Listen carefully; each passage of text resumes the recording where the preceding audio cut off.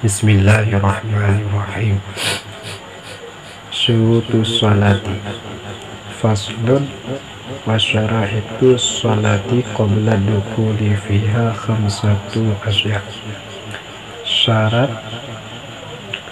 sembahyang sebelum masuk padanya sembahyang itu 5 segala perkara. Wasyurut itu jamak syatin, dianya pada logat itu alamah tanda, dan pada syarat itu barang yang terhenti oleh sah sembahyang di hatinya dan tidak ada yaitu juzuk daripadanya dan keluar dengan ini kait oleh rukun, maka bahwa sesungguhnya rukun itu juzuk daripada sembahyang. Pada pasalnya dicekap tentang syarat sembahyang. Syarat segala tamu dalam sembahyang.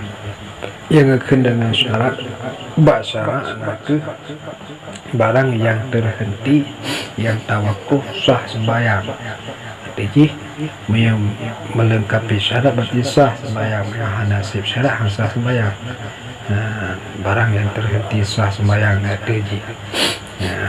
Ke syarat, dan syaratnya kelah bagian daripada sembahyang, kan juzuk daripada sembahyang. Jadi keluar itu bit daripada kait dengan kaitnya. Nah, rukun merupakan juzuk daripada sembahyang. Syarat yang pertama nakah taharatul a'dha'i minal hadas, suci anggota badan daripada hadas, ubud dan rayu indal kudrah di ketika kuasa. Syarat yang pertama nakah suci anggota badan daripada hadas ubud dan hadas rayu indal kudrah di ketika mampu. Adapun sifat dua alat suci, maka sembahyangnya itu sah beserta wajib iadah di hatinya.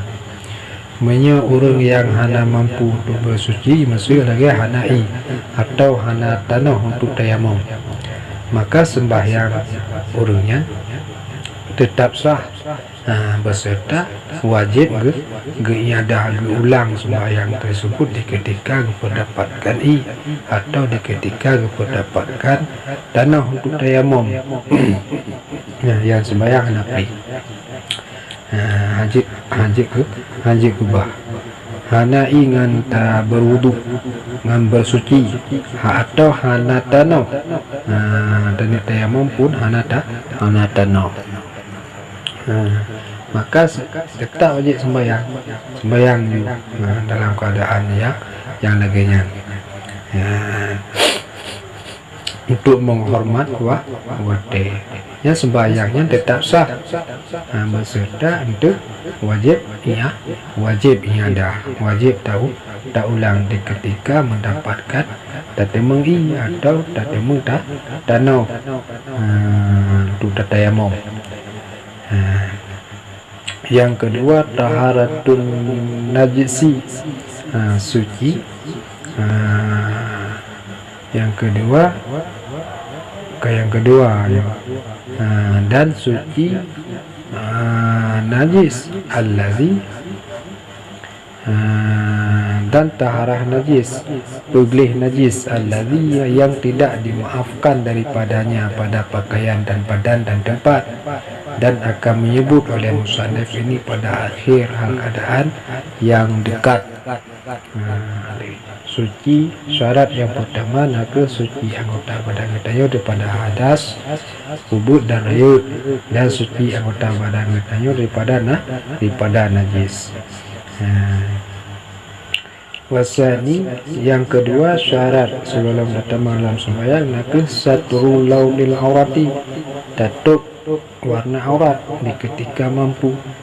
Walau kana syakhsu khaliyan aw fi dhulmatin fa in ajaza an satriha shalla aliyan.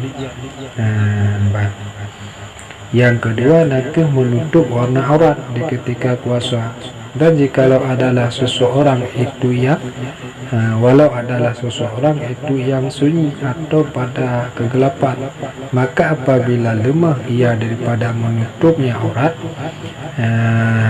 Sesuai sembahyang ia hal keadaan telanjang dan tidak mengisyarat ia dengan rukuk dan sujud, bal yutimuhuma, akan tetapi menyempurna ia akan keduanya, rukuk dan sujud. Syarat yang kedua nak tutup aurat, walau dalam keadaan sunyi atau dalam kegelapan,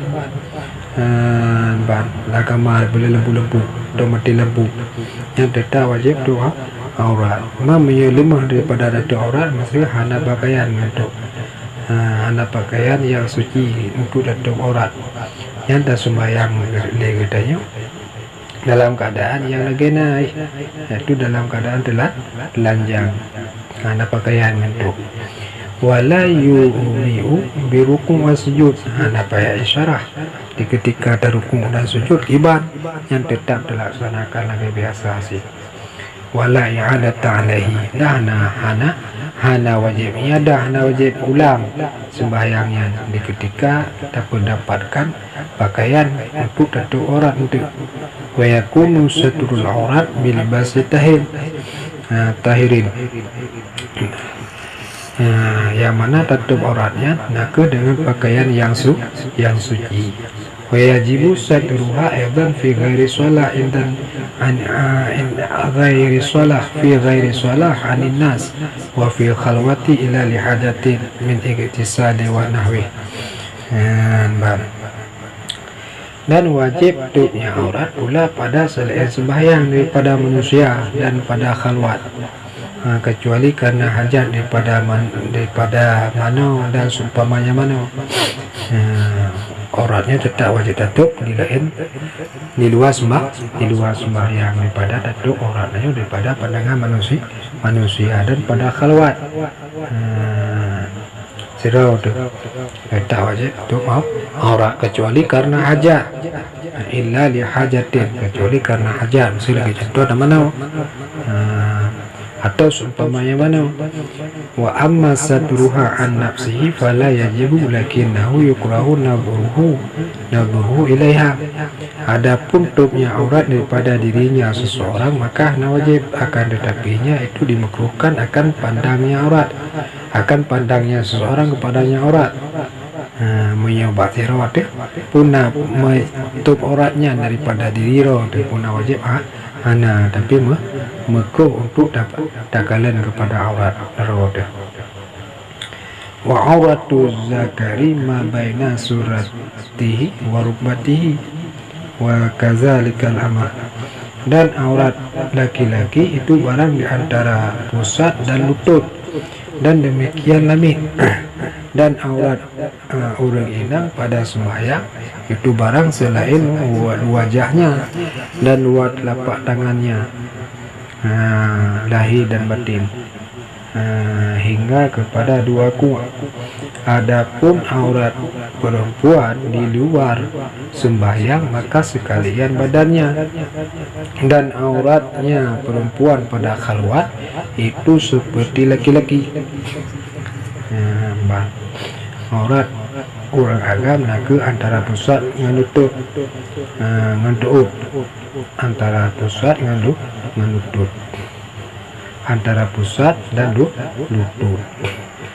Dan demikian lamit menansir aurat aurat di luar sembahyang. Dan aurat orang inang dalam sembahyang ke selain wajah dan dua jari, dua telapak jari lahir batin.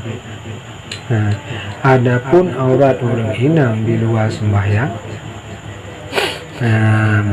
di luar sembahyang ya sekalian anggota tubuhnya ya aurat, nisbah kepada hadapan yang ajnabi yang urang urut orang agam yang ken mahramnya. Dan auratnya orang inang pada khalwat itu seperti laki-laki. Adapun aurat wanyan bak khalwat disiroguhnya lagi aurat orang agam. Saban set tapi keroro atau tapi keroro nya aurat urina tapi keroro dage aurat agam deh.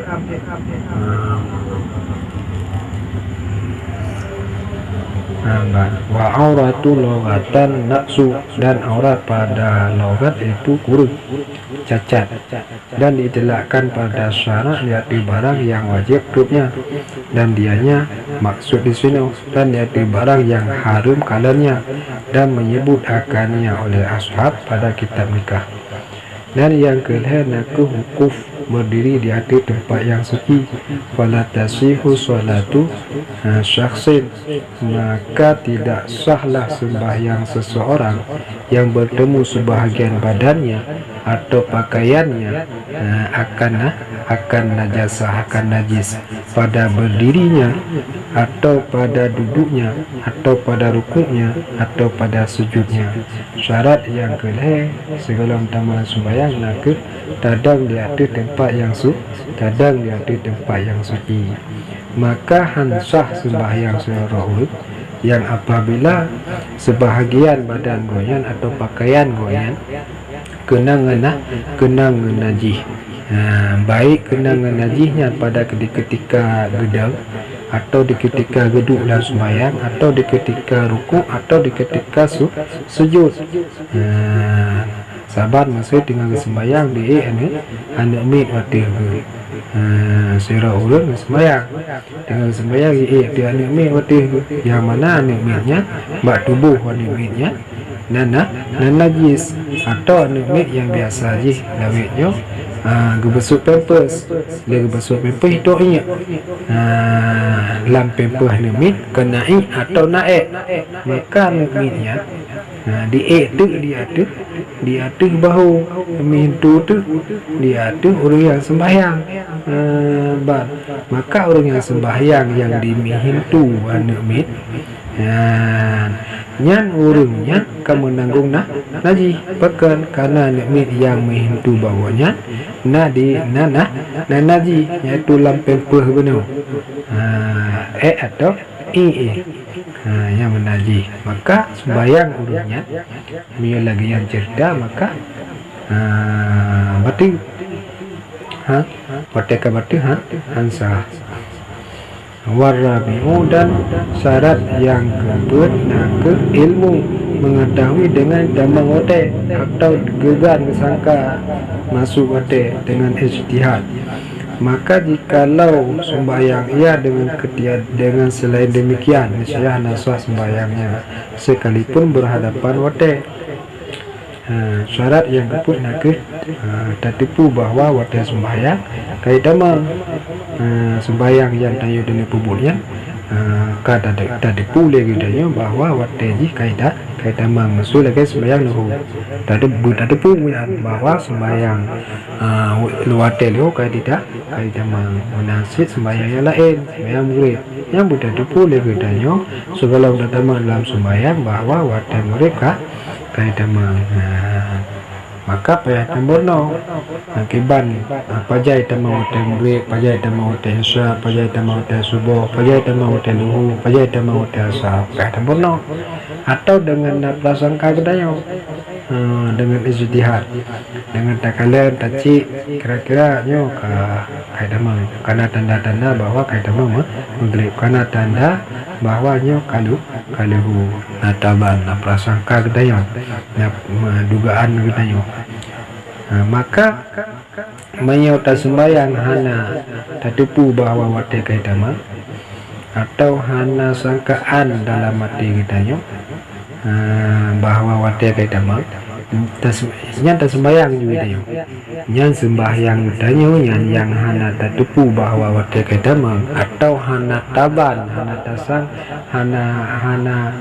hana praduga dalam jiwa gedanyo bahwa wate kaidama nyan sembahyang yang tanyo lakukannya hansah walaupun jatuh bak kejadian ji bak hakikat roh ji sembahyang gedanyo terjadi dalam wate terjadi dalam uti taat hansa bahkan karena hana ilmu hana tetepu bahwa wate sembayang yang tayu kubuknya kaitamang atau hana taban bahwa sembayang yang tayu kubuknya wate jika kadidamang.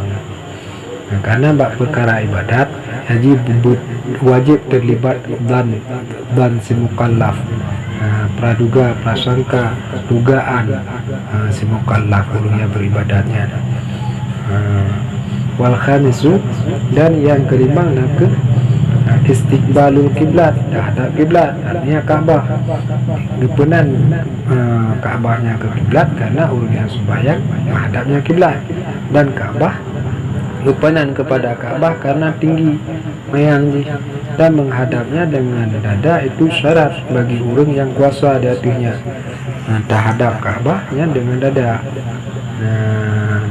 merupakan bagian daripada syarat niat apabila katanya mampu memada dengan terhadap arah kiblat. Ya, wallahu a'lam bishawab wa ilaihi al-masir wal ma'af.